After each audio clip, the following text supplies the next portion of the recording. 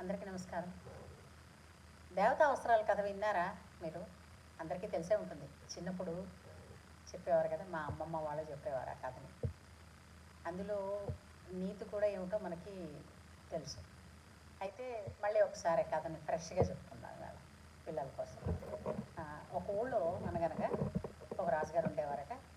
ఆయనకి ఎంతసేపు కూడా ప్రతిరోజు ప్రతి పూట కొత్త బట్టలు కట్టుకోవాలన్న ఆలోచన. ఆయనకి అదే ఇష్టం అనమాట, చాలా ప్యాషన్.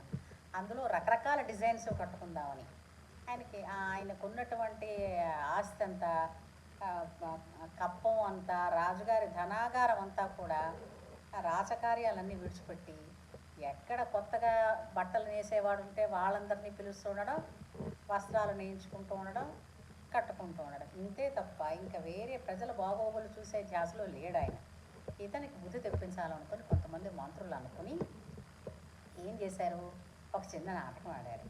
వాళ్ళు ఒక ఇద్దరిని, వాళ్ళకి అసలు ఏమి బట్టలు నెయ్యడం అంటే తెలియని ఒక ఇద్దరిని పట్టుకొచ్చి, వీళ్ళు దేవతలకే వస్త్రాలు నేసిన వాళ్ళు, అంటే దేవతలకి వాళ్ళు టైలర్స్ అనమాట, డిజైనర్స్ అని చెప్పడానికి ఇప్పటి కాలంలో.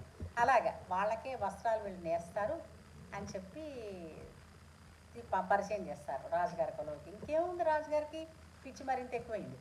అమ్మో, దేవతల వస్త్రాలంటే ఆ దేవతా వస్త్రాలేమో నాకు కూడా నేసివ్వండి, నేను కూడా కట్టుకుంటాను అనగానే ఈసారి వాళ్ళు అన్నారు, మాకు సంవత్సరం సమయం ఇవ్వండి, ఇంత బంగారం ఇవ్వండి, రోజు వేళకి ఆహారం ఇవ్వండి, మధ్యలో ఎవరు మమ్మల్ని పలకరించకూడదు అన్నారు. అలాగే రాజుగారు అన్నీ వాళ్ళకి చేస్తున్నారు. వాళ్ళు శుభ్రంగా తిని ఎంజాయ్ చేస్తున్నారు. ఒక ఫైన్ మార్నింగ్ ఇతన్ని రాజుగారిని పిలిచి, మీ బట్టలు నేసేయడం అయిపోయిందని చెప్పారు. వచ్చారు రాజుగారు. బట్టలు మార్చుకోవాలంటే ఏమిటి చేయాలి, ముందు ఉన్న ఇప్పియాలి కదా, ఇప్పేశారు. అంటే రాజు దిగంబరుడు అయ్యాడు. అయిన తర్వాత వీళ్ళిద్దరూ ఏదో నేసిన దాన్ని కట్టినట్టుగా యాక్షన్ చేశారు. యాక్షన్ చేస్తే రాజుగారికి కనపడలేదు. అదేంటి నాకేం కనపడటం లేదు అని అంటే, ఈ లోపల వీళ్ళిద్దరు నేసిన వాళ్ళిద్దరూ ఎంత బాగున్నాయిరా, ఇతనికే సరిపోయాయి అన్నట్టుగా మాట్లాడుకుంటుంటే, అదేంటబ్బా పిచ్చి వాళ్ళకా నాకా కనపడటం లేదే అనుకుంటే అని అడుగుతాడు వాళ్ళని. నాకేం కనపడటం లేదనంటే, ఎవరి తల్లి స్వచ్ఛమైన పవిత్రురాలు వాళ్ళకి కనపడుతుందంటాడు. ఇంకేమంటాడు రాజు, నోరు పూసుకుంటాడు. ఎవడైనా తన తల్లిని చెడు అని అనడు కదండి. అలాగా అయితే నాకు కనపడుతున్నాయి, బాగున్నాయి అంటాడు. బయటకు వచ్చిన తర్వాత అందరూ ఇదిగే చూస్తారు, ఏంటి ఈ రాజుగారు ఏమీ వేసుకోలేదని. అందరూ కూడా లోపల లోపల నవ్వుకుంటూ, మళ్ళీ అనకూడదు కదా, ఎవరి అమ్మ మంచిదైతే వాళ్ళకి కనపడుతుంది, అంతే కదా సూత్రం.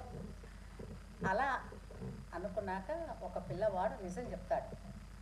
అప్పటితో రాజుగారికి ఆ వెర్రి వదిలింది.